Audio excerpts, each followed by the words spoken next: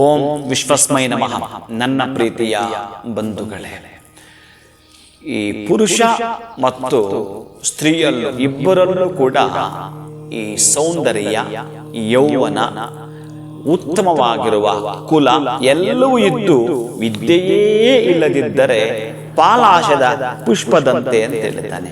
ಯಾವುದಕ್ಕೂ ಬಳಸಲ್ಲ ಆ ಪಾಲಾಶದ ಪುಷ್ಪವನ್ನಂತೂ ಯಾವುದಕ್ಕೂ ಬಳಸಲ್ಲ. ನೋಡಕ್ಕೆ ಬಹಳ ಅಂದವಾಗಿರುತ್ತೆ ಪಾಲಾಶದ ಪುಷ್ಪ. ಪಾಲಾಶದ ಪುಷ್ಪ ಅಂದ್ರೆ ಮುತ್ತಗದ ಹೂವು, ಅದನ್ನ ಎಲ್ಲೂ ಬಳಸೋದೇ ಇಲ್ಲ.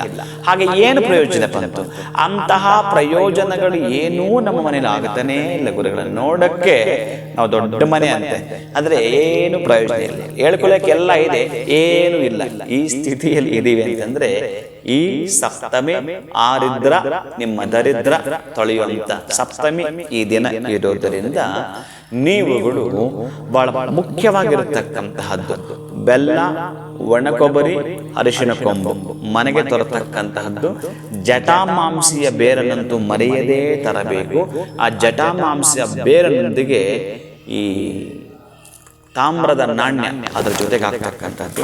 ಮನೆಯಲ್ಲಿ ಯಾರಾದ್ರೂ ಗಿಫ್ಟ್ ಕೊಟ್ಟಿರಬೇಕು ನಿಮಗೆ, ಅದರ ಜೊತೆಗೆ ಆ ಬೆಳ್ಳಿಯ ನಾಣ್ಯವನ್ನು ಹಾಕಿ ನೀವು ಮನೇಲಿ ಇಡ್ತೀರಿ ಅಂತಂದ್ರೆ ಆಗ್ತಕ್ಕಂಥ ಆನಂದವೇ ಬೇರೆ.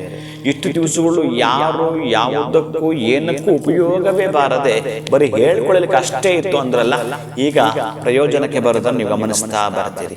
ಏನ್ ಮಾಡ್ಬೇಕು ಗುರುಗಳೇ ಇದನ್ನೆಲ್ಲ ಅಂತಂದ್ರೆ, ನೀವು ಬೆಲ್ಲವನ್ನ ತಂದಿದ್ದೀರಿ, ಒಣ ಕೊಬ್ಬರಿಯನ್ನು ತಂದಿದ್ದೀರಿ, ಅರಿಶಿನ ಕೊಂಬು ತಂದಿದ್ದೀರಿ. ಇವೆಲ್ಲ ಮಂಗಳವಾಗಿರ್ತದೆ, ಮಂಗಳ ಪದಾರ್ಥಗಳಿವೆ. ಇವುಗಳನ್ನ ಅಡಿಗೆ ಮನೆಯಲ್ಲಿ ಇಡುವಂಥದ್ದು, ಪ್ರತಿನಿತ್ಯ ನಿಮಗೆ ಬೇಕಾಗಿರೋ ಸಂದರ್ಭದಲ್ಲಿ ಬಳಸುವಂಥದ್ದು.